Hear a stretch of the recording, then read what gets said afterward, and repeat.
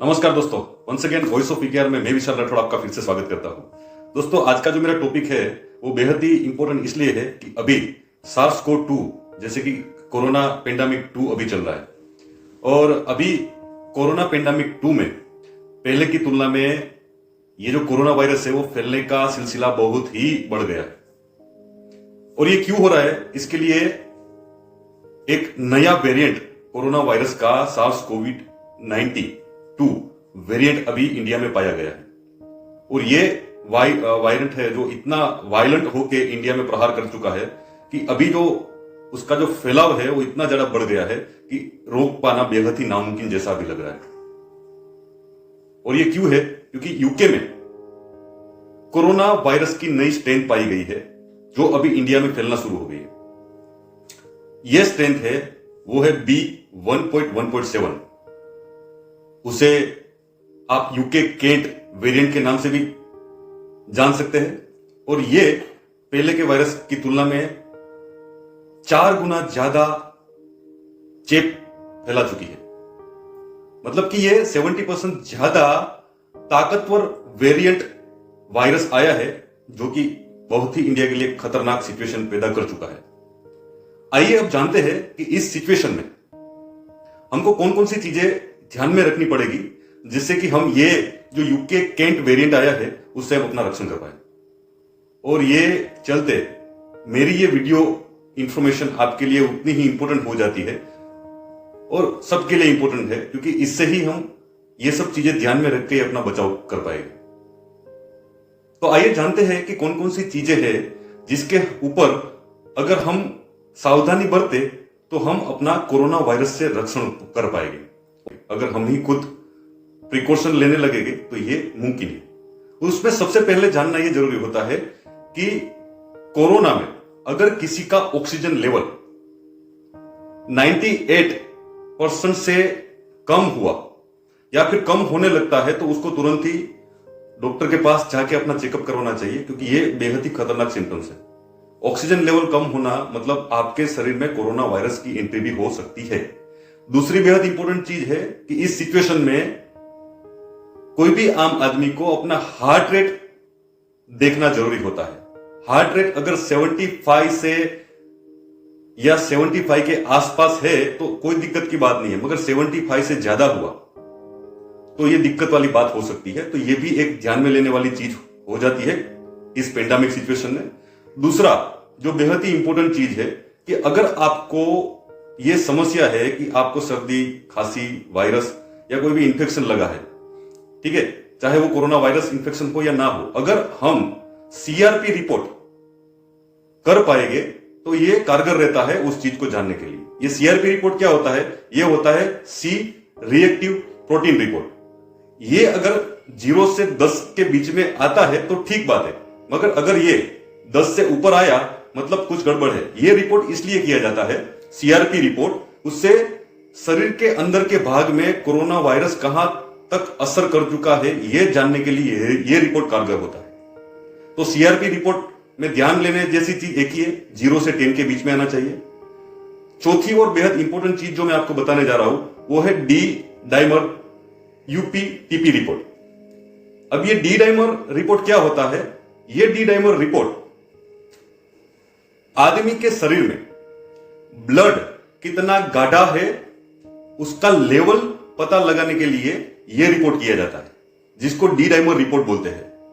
इसका भी रेशियो बिल्कुल क्लियर है। अगर डी डाइमर रिपोर्ट 500 से या 500 तक है तो कोई घबराने जैसी चीज नहीं है। उस बंदे का ब्लड है वो गाढ़ा नहीं है, मतलब नॉर्मल लेवल के ऊपर बना हुआ है। अगर ये रिपोर्ट में 500 प्लस या 500 से ज्यादा डी डाइमर रिपोर्ट शो करता है तो तुरंत ही उसको मेडिकल की एडवाइस लेनी चाहिए, मेडिकल हॉस्पिटल में भर्ती हो जाना चाहिए और जरूरत पड़े तो उसको ब्लड पतला करने के इंजेक्शन लगाने चाहिए और वो भी डॉक्टर की सलाह लेने के बाद, ठीक है। दूसरा 5वां अहम पहलू है वो है WBC रिपोर्ट। दोस्तों, आपको शायद पता ही होगा कि WBC रिपोर्ट ही हमको बता सकता है कि हम कितने बीमार हैं, हमारी रोग प्रतिकारक शक्ति कितनी कारगर है। अगर ये रिपोर्ट में 4000 से लेके 10,000 तक हमारे WBC काउंट आते हैं तो कोई दिक्कत वाली बात नहीं है। अगर 4,000 से कम या 10,000 से ज्यादा आते हैं तो ये दिक्कत वाली बात बन जाती है। तो तुरंत ही अस्पताल में जाके डॉक्टर का कंसल्ट करना चाहिए। और बेहद जरूरी बात, इस समय में प्लेटलेट काउंट देखना भी जरूरी बन जाता है। ये प्लेटलेट काउंट का भी रेशियो बिल्कुल क्लियर है। अगर नॉर्मल रिपोर्ट है तो वो 1,50,000 से लेके 4 लाख काउंट तक आना चाहिए। अगर 150 से कम या 4 लाख से ज्यादा आपके प्लेटलेट काउंट है तो ये दिक्कत वाली बात हो जाती है, और उस सिचुएशन में भी आदमी को डॉक्टर को कंसल्ट करना बेहद जरूरी हो जाता है। सातवीं और अहम बात, ये जो कोरोना पेंडेमिक चल रहा है उसमें हम अपनी रोग प्रतिकारक शक्ति के ऊपर बेहद ही ध्यान देने की जरूरत होती है। उसमें विटामिन सी का भरपूर उपयोग करना चाहिए। आइए जानते हैं विटामिन सी कौन कौन सी चीजों से मिल पाता है जो हम रोज ले सकते हैं। दिन में किसी भी आदमी को मिनिमम 3 से 4 बार स्वीट लेमन जूस या ऑरेंज जूस लगातार उपयोग करना चाहिए, उसको पीते रहना चाहिए। और या तो फिर विटामिन सी की जो टेबलेट मार्केट में मिलती है उससे दिन में 1 या 2 बार खानी जरूर चाहिए।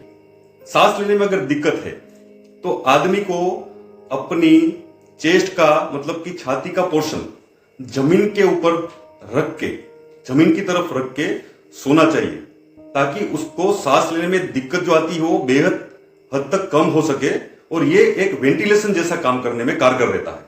ये भी एक इंपॉर्टेंट पहलू है अभी जो सिचुएशन चल रहा है उससे निपटने के लिए।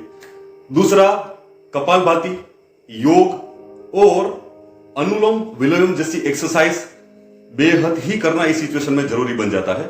तो मेरी एडवाइस ये है कि आप ये इस टाइप की एक्सरसाइज भी करना शुरू कर दीजिए। नौवीं और इंपॉर्टेंट बात कि आदमी को कभी भूखे पेट नहीं रहना चाहिए। इस सिचुएशन में हमारी इम्यूनिटी बहुत इंपॉर्टेंट रोल अदा करती है, इसलिए कभी भी भूखे पेट नहीं रहना चाहिए। अगर आप फास्ट या फिर कोई उपवास आदि करते हैं तो उसको अभी छोड़ देना चाहिए। और 10वीं और इंपॉर्टेंट बात मैं आपको करने जा रहा हूं वो है कि आपसे जितना बन पड़े आप गर्म पानी का सेवन कीजिए दिन में। इससे क्या होता है कि शरीर में पानी की मात्रा कम नहीं होती है, उसका लेवल मेंटेन रहता है, जो भी हमारी इम्यूनिटी को बहुत बूस्ट करने में कारगर रहता है। ये सिचुएशन आपको पता ही कि कोरोना वायरस में कोई भी दवा इफेक्टिव नहीं है, मगर अभी कई सारे अस्पतालों में कई सारी डॉक्टर की एडवाइस के ऊपर फेविपिराविर नाम का ड्रग है वो डॉक्टर लोग अभी प्रिस्क्राइब करने लगे हैं।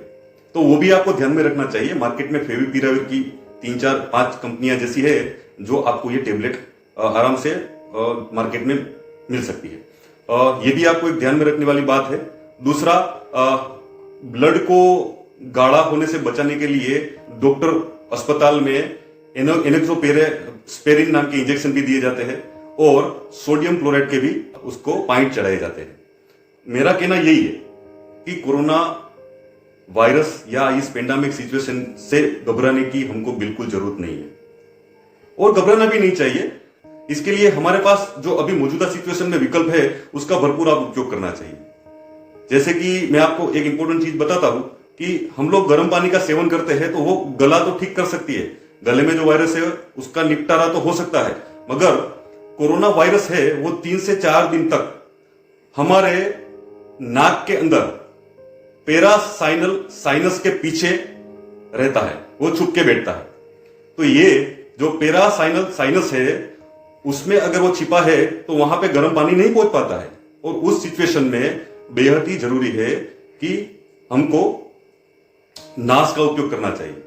अगर हम ये नहीं करेंगे तो क्या होगा कि 4 या 5वें दिन के अंदर वायरस जो हो वो लंग्स में चला जाएगा, और लंग्स में जाते ही आदमी को सांस लेने में दिक्कत आना शुरू हो जाती है, और ये सीओपीडी में कन्वर्ट हो जाता है, मतलब कि कोरोनरी ऑब्स्टेकल्स पल्मोनरी डिजीज के रूप में परिवर्तित होने में ये कोरोना वायरस बेहद ही खतरनाक रोल अदा कर देता है, और वो सिचुएशन बहुत ही गंभीर और खतरनाक हो जाती है। मेरी आपसे एडवाइस यही है कि किसी भी बंदे को अपने घर में 5 मिनट तक दिन में 2 या 3 बार नास मतलब कि वराड़ श्वसन करना जरूरी हो जाता है।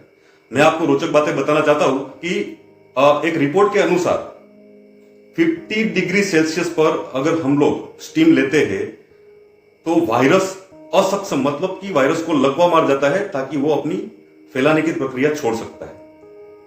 60 डिग्री सेल्सियस में वायरस अपनी शक्ति खो देता है और मानव शरीर की जो नॉर्मल रोग प्रतिकारक शक्ति होती है वो कारगर रहती है उससे निपटने के लिए। और 70 डिग्री सेल्सियस के ऊपर ये वायरस बिल्कुल ही खत्म हो जाता है, संपूर्ण ही खत्म हो जाता है, जैसे कि वो मर जाता है और आदमी बेहद सुरक्षित हो जाता है। और ये सब हम स्टीम वराळ श्वसन की उपयोग करने से ही कर पाएंगे।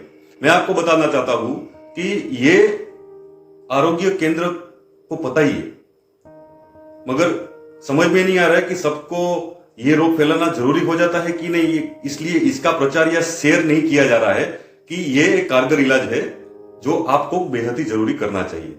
हर एक बंदे को दिन में एक बार, अगर जो आदमी घर पे रहते हैं उसको दिन में एक बार 5 मिनट तक ये नास या वराळ श्वसन जरूरी हो जाता है करना।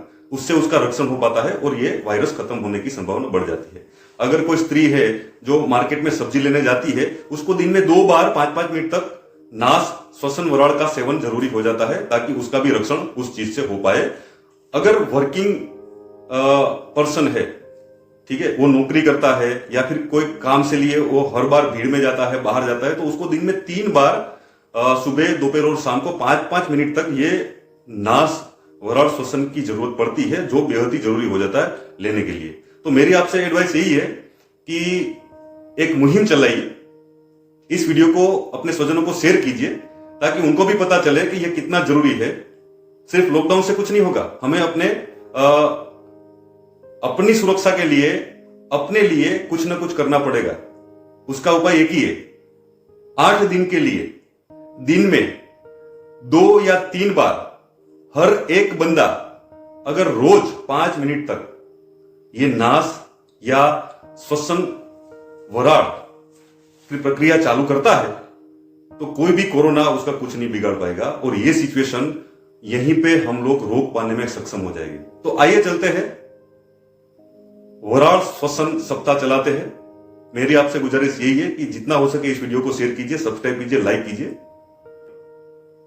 और जहां तक हो सके ये इंफॉर्मेशन फैलाना जरूरी है, क्योंकि यही हमारे हाथ में कंट्रोलेबल पैरामीटर्स अभी बचा है जो हम कर सकते हैं।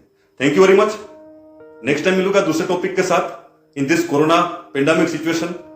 माय मुहिम in voice of VKR is to fight against corona virus. Thank you.